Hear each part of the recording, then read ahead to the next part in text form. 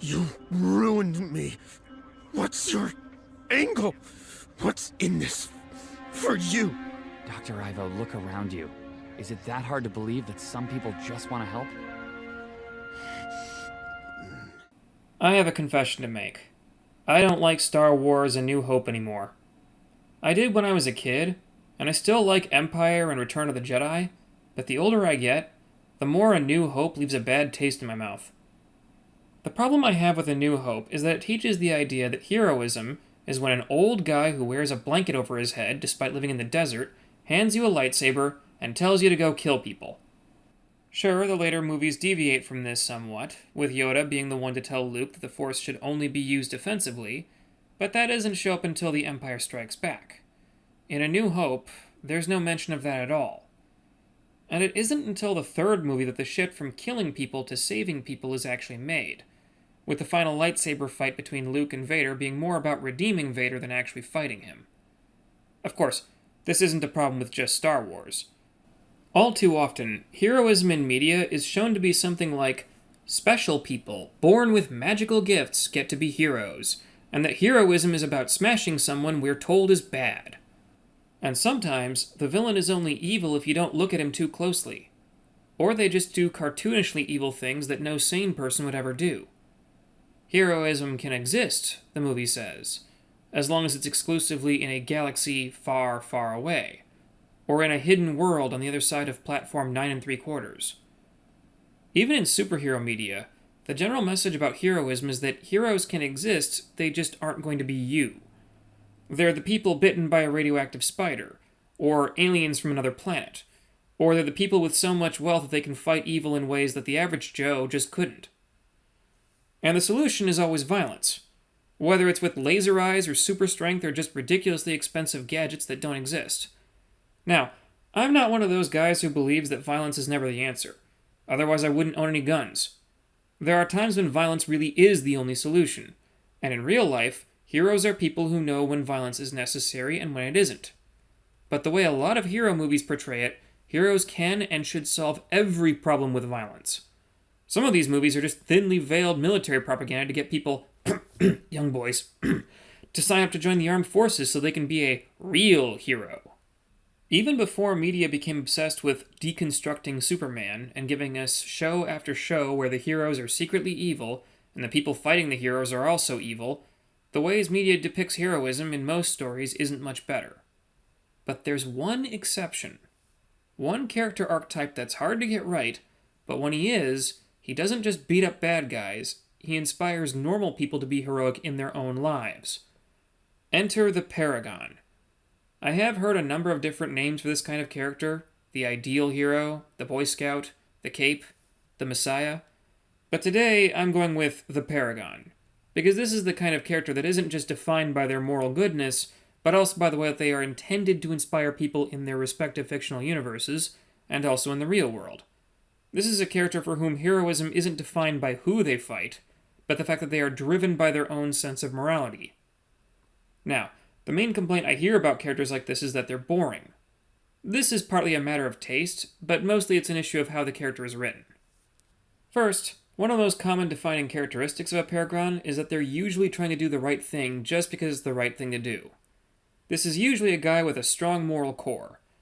Notice I didn't say good for the sake of good. That doesn't exist, and the reason it doesn't exist is that good in a vacuum doesn't mean anything. More on that in a bit. Now, how do you make a character that wants to do the right thing believable? And how do you make them not boring? Well, the first step is the same way you make every other character. You give them a reason to be the way that they are. Why are they trying to be a paragon of virtue? It's a weird question to ask, because everyone thinks this is something people should be, but hardly anyone ever is. In my experience, the people most likely to claim that people should just do the right thing for its own sake, expecting no reward, are about as far removed from this character archetype as you can get. Seriously, next time someone tells you you're supposed to do the right thing without expecting any reward for it, ask them to practice what they preach. See how they respond. On the other hand, the people I know who are most likely to emulate this character type are the people who never actually promote this kind of behavior. And I think that's because they're never entirely sure of themselves, or they struggle with trying to figure out what the right thing to do actually is. You may have heard the saying, a character can only be as smart as their writer. Well, the same applies to things like morality. A character can only know as much about right or wrong as their creator, and this is part of why many characters who are intended to be paragons today completely fail, because they're written by people with a broken moral compass. In the animated series My Adventures with Superman, Clark Kent is still trying to be the hero he always is, and for all the flaws that this series has, this is the one thing they actually get right. Superman's thinking is usually something like this: the world is kind of a trash fire. Superman doesn't like that it's a trash fire. Superman has the power to do something about it, which he does, and strives to be the change he wants to see. This is a perfectly valid reason why someone would become a paragon, in real life and in fiction. Oh, you don't like people preying on children? Can you do something about it? You don't like corporations selling you hot garbage products made in unethical ways, promoting unethical causes? Can you find an alternative product, or do without? There are people in real life who actively try to make the world a better place, because they have to live on the same planet as everyone else. And simply wanting to live in a world that's better tomorrow than it was yesterday can easily become the motivation for a paragon. If Superman's not your thing, another great example is Charlie from Has Been Hotel. Charlie is a misplaced Disney princess who literally lives in hell, in a cartoon I can't show clips from without YouTube's copyright system ripping this video apart, which is why my review of the show is only available on Rumble. Charlie's entire motivation comes down to three things. 1. Like Superman, she wants hell to be a better place than it is. 2. She feels like she has some sort of duty as princess of hell to take care of her subjects. And 3. She has genuine empathy for the people down there. You might notice that gives us two other possible motivations for a character to be a paragon. Either they have a sense of duty to uphold, or they just empathize with the people around them. Both of these are vulnerable to particular character flaws, which is the second key to making a paragon. A character who is always trying to do the right thing can still have flaws they need to overcome. They just aren't going to be the same kind of flaws that other types of characters would have. A really good one for this type of hero is naivety. Maybe they're incredibly trusting, because they think everyone else wants to do the right thing just like them. Maybe they don't realize until it's too late that some people are just plain evil. This is a fact that I learned in law school. Evil exists, and some people are pure evil. Sometimes for their own selfish gain, or because they have a political ideology to uphold, or because they're too cowardly to go against whatever narrative is popular at the time. And some people are pure evil because they can be. People who have nothing to gain, and maybe even something to lose by being actively malevolent towards others, and they do it anyway. That kind of person is thankfully pretty rare, but they do exist. And if you have even a shred of morality inside of you, these kinds of people will completely take you by surprise. One of the best paragons I've seen in Western animation is probably Finn the Human from Adventure Time. I've seen people who complain about Superman being boring who absolutely love Finn, despite the fact that his entire morality starts out as a cartoonish version of Superman's. In the first season of Adventure Time, Finn wants to be a hero, and he thinks the best way to do that is through violence. He's a 12-year-old kid. That's how kids usually think. And he lives in a world where a lot of problems actually can be solved that way, like child-eating dragons, or goblin kings, or occasionally the avatar of death itself trying to destroy all life. But as the series goes on, Finn matures, and he slowly learns that fighting can't solve everything. He goes through painful life lessons on how what's enjoyable for him isn't necessarily enjoyable for everyone else. Even when he isn't fumbling his relationships, he runs into people who openly take advantage of his kindness, and in the later seasons, where he's learned that non-violent solutions are preferable, he tries to make peace between parties who are not interested in a peaceful resolution. Finn's character arc literally goes full circle, and he's a prime example of a naive version of the Paragon character evolving into a more mature version. Even in the Fiona and Cake sequel epilogue thing, Finn is still trying to do the right thing for its own sake. He's just more mature about it. And he even gets a girlfriend who, like him, probably doesn't shower. They have so much in common. The second flaw that works really well with a Paragon character is when they struggle with the concept of what good even is. I said earlier that there's no such thing as good for the sake of good, because in a vacuum, good doesn't mean anything. Every culture has disagreements on morality, and if you encounter a different culture with a completely different understanding of right and wrong, you only have two options. Allow them to continue living along a different framework, which might very well be evil in your eyes. Try to force them to submit to your morality, which involves putting a gun to their heads and doing things that are probably unethical in their own right. It also clashes with the core idea of a paragon, which is to inspire others to improve and become better rather than just beat everyone into submission through violence. This can easily create a conflict between Paragon characters, even between two different Paragons trying to live up to their own moral beliefs. And that's before getting into the question of why people have different moral codes in the first place. Say, for example, you live in a village in Africa, where the length of the days never changes, and food your community gathers is available at about the same rate all year round. If a guy in the village is sick and bedridden, and he can't get his own food, if he asks you to go outside and get him some fruit or something, you kind of do have a moral obligation to help him. It takes minimal effort on your part, he's going to die if you don't do it, and there's no real risk to you since the fruit trees are growing consistently all year round. But if you live in a medieval European town, and it's the middle of winter, and the food you have stored up has to last you until something starts growing again in the spring, well, if the guy in your village is begging you for food, you have to calculate whether you can actually do that without starving your own family before the winter ends. Now the morality changes completely. And while this might be an extreme example, a good writer could put together a challenge for a Paragon character in a story using this kind of dilemma. A third flaw that goes well with a Paragon is being overly selfless, to the point of causing self-harm. This can be handled a number of ways, but it usually starts with a character putting other people's needs above his own, so much so that he doesn't actually take care of himself at all. The best example of this I've ever seen is Deku from My Hero Academia. That series definitely has its flaws. It says a lot when the anime is actually better than the manga. But one thing they actually do get right is the character of Deku. Until the villain hunt arc, anyway. For context, My Hero Academia is set in a world where, the X-Men mutant gene was allowed to go to its logical conclusion, and almost everyone has some kind of mutant ability. These range from completely useless, like having 3 star-shaped appendages growing out of your head, to earth-shattering, like being able to throw fireballs or pick up an entire bus full of people. And these powers are called quirks. Deku is one of the few people born into this world with no quirk at all. He's an ordinary, unpowered human. He wants to be a hero, and we start to see in this world that because of how much heroes are glorified, and because of his childhood friend/bully, Bakugo, Deku believes that a quirk defines a person's self-worth. We see this in real life all the time, just in a different way. We often define the worth of a human being based on what they can produce or provide for us. Think about wounded veterans for a moment. The reason why the government does everything it can to avoid giving them their pensions is because now that they've concluded their service and are either missing limbs or have permanently broken psyches, they're of no use to anyone anymore. They've given their country and their government everything they have, and now there's nothing left to take.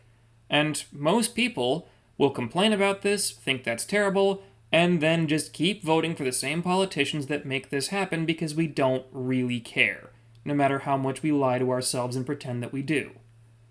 More to the point, Deku is a teenage boy, and many teenage boys go through a period around high school where they realize that no one really wants them unless they are productive in some way. You either produce something of value, or you are worthless. That's something every guy figures out around this time. And if you think that's not true, stop and think about the last time you let a homeless guy sleep in your house. So, the average teenage boy starts getting this instinctual feeling that his utility to other people defines his worth as a human being. And for Deku, that comes in the form of tying his own self-worth to a quirk that he receives from All Might. Even though we see that Deku was already a hero before he gained One for All, he's told by everyone around him that he can't be a hero without a quirk, and therefore he has no real value without power. And when he first gets powers, because his body isn't used to them, he shatters his limbs and breaks almost every bone in his body every time he uses them. And he's willing to do this repeatedly, not just because he wants to be a hero, but because he believes using his quirk is what makes his life valuable, and as a result, other people's lives are worth more than his own. While it isn't ever explicitly spelled out, Deku believes that everyone's life is worth saving except his.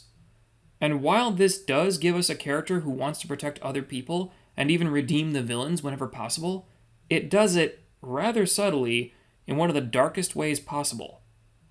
The villain hunt arc was supposed to be the culmination of this character arc, wherein Deku's classmates should have confronted him about his self-sacrificing nature, and how it's not only hurting him, but also everyone who cares about him, and doesn't want him to die because he has value as a human being outside of what he can provide.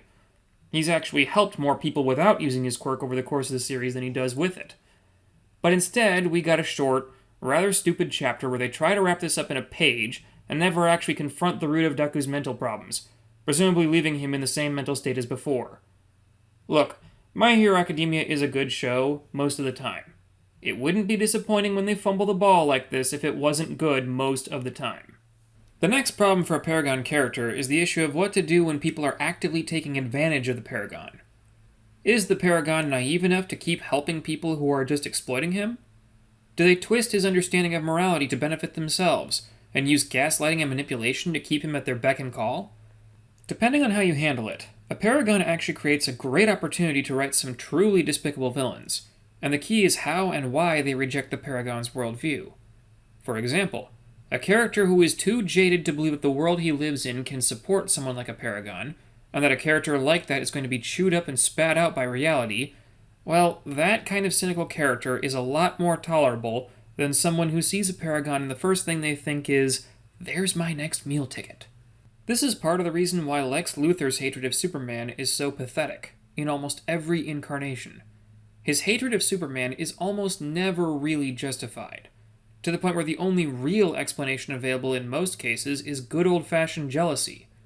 Superman is basically the equivalent of a Greek god, and Lex has to confront the fact that gods exist, but he can't be one. The government can look at Superman and think, this guy's a threat. If he turns evil, he could wipe out a city in a minute. But Luthor knows better. He's fully aware that Superman has too much moral fiber to ever turn evil. He even works it into plenty of his schemes to kill Superman. The thing about a Paragon, who's driven by their sense of right and wrong, is that people can believe someone like that couldn't exist in the real world until a guy like that actually comes along and proves that he does. And then everyone who sees that person has to ask themselves why they aren't like that. Why aren't they out there doing what they believe is right whenever and wherever they can? I honestly think that this is the real reason why Hollywood seems so obsessed with making an evil Superman. Because for the average writer in Tinseltown, that's easier to believe in than a character who can wield power and not use it to become a tyrant. We are often told that power corrupts, and that absolute power corrupts absolutely. And you can prove that this is absolute bullcrap by thinking about the last time you met someone who acquired a tiny amount of power and then immediately abused the hell out of it. Power doesn't corrupt. Power reveals. Power shows us what kind of person you are and what you're willing to do to other people when you aren't restrained by a lack of ability.